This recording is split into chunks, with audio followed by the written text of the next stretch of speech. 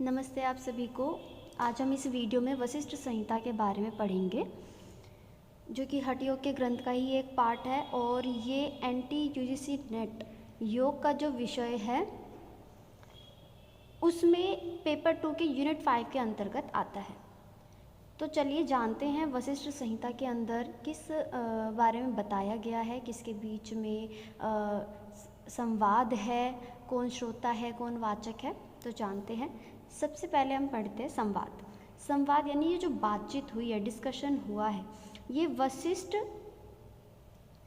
वशिष्ठ ऋषि और उन्हीं के पुत्र शक्ति यानी ब्रह्म ऋषि वशिष्ठ और उन्हीं के पुत्र शक्ति के बीच में संवाद हुआ है। उन्हीं की बातचीत को इस संहिता में बताया गया है और इसके अंदर जो भी ज्ञान की बातें कही गई है, कर्म की बातें कही गई है, ब्रह्म ऋषि वशिष्ठ को भी ये ज्ञान जो है किससे प्राप्त हुआ था? चतुर्मुख ब्रह्मा से प्राप्त हुआ था।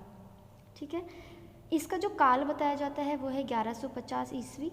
इसमें कुल 6 अध्याय हैं और जो इसके लेखक है वो महर्षि वशिष्ठ है। लेखक महर्षि वशिष्ठ है तो श्रोता कौन हुए, यानी कि इन्होंने सुना, शक्ति जी ने सुना।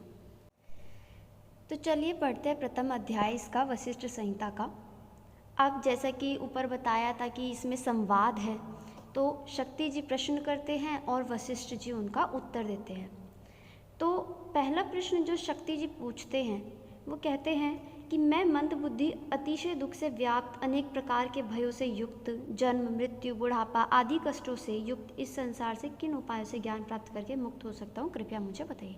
मतलब कि भाई मैं तो इतने दुख से घिरा हुआ हूँ, ये जन्म लेना होता है, मृत्यु होती है, बुढ़ापा आते हैं, कितने ही तरीके की व्याधियाँ होती है, तो इन सब से जो मैं घिरा हुआ हूँ, तो इनके बारे में कुछ उपाय बताइए, कुछ ऐसा ज्ञान दीजिए जिनको प्राप्त करके मैं इनसे मुक्त हो सकूं।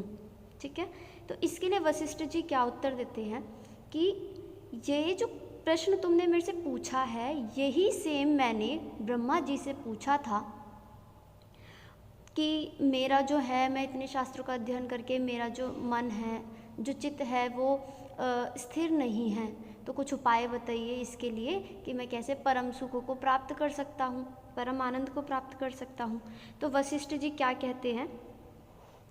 ब्रह्मा जी ने कुछ समय पूर्व मुझे जो मुक्ति प्रदान करने वाला उपाय बताया था उसे ही तुम सुनो। मतलब वही वो अब शक्ति जी को बताएंगे, क्योंकि यही प्रश्न जो तुमने मुझसे पूछा है, मैंने भी चतुर्मुख ब्रह्म से वही प्रश्न पूछा था। अभी ब्रह्म पे पढ़कर जो मेरा चित्त है वो भटक रहा है और मैं किस उपाय से ये जो कभी न खत्म होने वाला है आनंदमय परम पद को प्राप्त कर सकूँगा। तो अब उसका उत्तर देते हुए ब्रह्मा जी कहते हैं, अब ध्यान रखिएगा, ब्रह्मा जी ने वशिष्ठ जी को बताया था और वशिष्ठ ने सेम बातें अपने पुत्र शक्ति जी को बताई थी। ठीक है। तो ब्रह्मा जी कहते हैं कि भाई वेदों में 2 मार्ग बताए गए हैं और दोनों ही कैसे हैं? कर्म रूप है, जिसमें पहला है प्रवर्तक और दूसरा होता है निर्वर्तक। अभी उसके बारे में हम पढ़ेंगे। सबसे पहले प्रवर्तक कर्म के बारे में जानते हैं। तो प्रवर्तक कर्म क्या होता है? कामना के साथ संकल्प पूर्वक जो वर्णों और आश्रमों के कर्म बताए गए हैं, उन कर्मों के संस्कार संसार में जन्म के कारण होते हैं और वही प्रवर्तक कर्म है। यानी कि हम जिस भी वर्ण के हैं या जिस भी आश्रम के हैं, उसमें जो हमारे कर्म तय किए गए हैं और उन कर्मों को करते समय अगर हम कोई ना कोई कामना रखते हैं, उसे अपने कर्म को कामना के साथ करते हैं, तो हमारा संसार में ये जन्म मरण होता ही रहता है, कारण बन जाते हैं वो हमारे जन्म मरण के, जब हम किसी कामना के साथ कोई भी कर्म को करते हैं। ठीक है। तो वो ऐसे कर्म क्या कहलाते हैं? प्रवर्तक कर्म। तो बेसिकली जो इसका फल है वो क्या है? संसार में आगमन, यानी कि संसार में हमारा आना और जाना। दूसरा है निर्वर्तक कर्म। पहला हमने पढ़ा था प्रवर्तक, अब दूसरा है निर्वर्तक कर्म। निर्वर्तक कर्म क्या है? वही कर्म कौन से? यानी जो पहले बताए गए, जो हमें अपने वर्ण और आश्रम के अनुसार जो हम कर्म करते हैं, तो वही कर्म जब ज्ञान पूर्वक सभी प्रकार की कामनाओं के बिना किए जाते हैं, उन्हें निर्वर्तक कर्म कहते हैं। यानी कि जब हमें ज्ञान हो जाता है और हम उन कर्मों को करते समय सभी कामनाओं को त्याग देते हैं, तो ऐसे कर्म निर्वर्तक कर्म कहे जाते हैं। इसके भी निर्वर्तक कर्म भी 2 तरीके के होते हैं। एक होता है बाह्य, यानी कि बाहर, आभ्यंतर मतलब कि अंतर। तो बाह्य क्या होता है? बाहरी क्रिया जिनका शास्त्रों में विधान किया गया है उसे निष्काम भाव से करना। यानी कि जो भी हम बाहर की क्रियाएं होती है, जो शास्त्र में बताया गया कि हमें ऐसे ऐसे कर्म करने चाहिए, तो उसे निष्काम भाव से यानी बिना किसी कामना से करना बाह्य निर्वर्तक कर्म कहलाते हैं। और अभ्यांतर क्या होता है? वो कर्म यानी निर्वर्तक कर्म में भी वो कर्म जिन्हें बुद्धि से भली प्रकार समझकर आत्मा में जब हम उसका अनुष्ठान करते हैं तो वो अभ्यांतर कर्म कहलाते हैं। तो इसका जो फल है बेसिकली, इसका जो फल है कि हमें इसमें क्या होता है, जन्म मरण से मुक्ति मिल जाती है। अब इन दोनों बाह्य और अभ्यांतर कर्मों का हमें विधि पूर्वक अनुष्ठान करना चाहिए। साधक चाहे ज्ञानी हो या अज्ञानी हो, दोनों को ही वर्णाश्रमोक्त कर्म का अनुष्ठान मुक्ति प्राप्त करने के लिए अवश्य करना चाहिए। यानी कि जो हमारे कर्म बताए गए हैं, जब हम उन्हें बिना किसी कामना के करते हैं, मतलब हमें वो कर्म किस लिए करने चाहिए, ताकि हमें मुक्ति प्राप्त हो सके। ठीक है। अगला प्रश्न शक्ति जी जो अपने पिता से पूछते हैं वो ये है कि आपने कहा था कि जो शास्त्र में बताए गए हैं कर्म उन्हें ज्ञानपूर्वक करना चाहिए, ठीक है, तो उन तभी मुक्ति होती है। तो अब मुझे इसी ज्ञान का स्वरूप बतलाइए।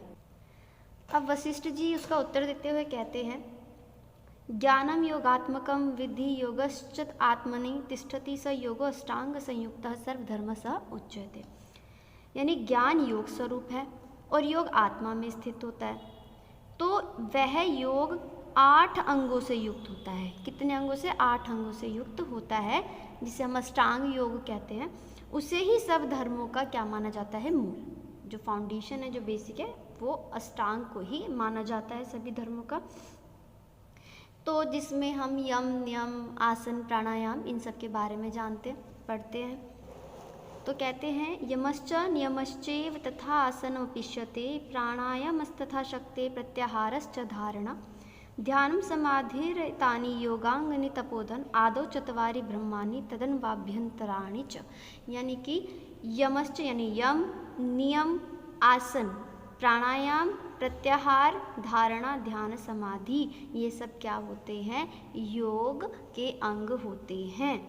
ठीक है, जिसमें से 4 बाह्य होते हैं और बाकी के जो होते हैं वो अंतराणी यानी कि अंतरंग होते हैं। तो योग के अंग कौन कौन से हो गए? यम, नियम, आसन, प्राणायाम, प्रत्याहार, धारणा, ध्यान, समाधि, 8 अंग हो गए। और वशिष्ठ संहिता में यम के कितने प्रकार बताए गए हैं? 10, नियम के 10, आसन के 10 है जिन्हें उत्तम आसन कहा गया है, और उसी में 4 आसन है जो मुक्ति के लिए बताए गए हैं। प्राणायाम 3 बताए गए हैं, प्रत्याहार 4 बताए गए हैं, धारणा 5, ध्यान 6, समाधि में चित्त की पूर्ण स्थिरता हो जाती है। इसको भी कुछ पार्ट्स में बताया गया है कि हम किस प्रकार ध्यान करके समाधि को प्राप्त कर सकते हैं। ठीक है, जिसमें पहले के जो 4 है वो बाह्य है और बाकी के 4 जो है वो अभ्यंतर है। ठीक है, अब इसमें जो यम, नियम, आसन है जो प्रथम अध्याय का ही पार्ट है, उसे हम अगली वीडियो में पढ़ेंगे। अभी तक के लिए इतना ही। आई होप सो आप सभी को समझ आया हो। धन्यवाद।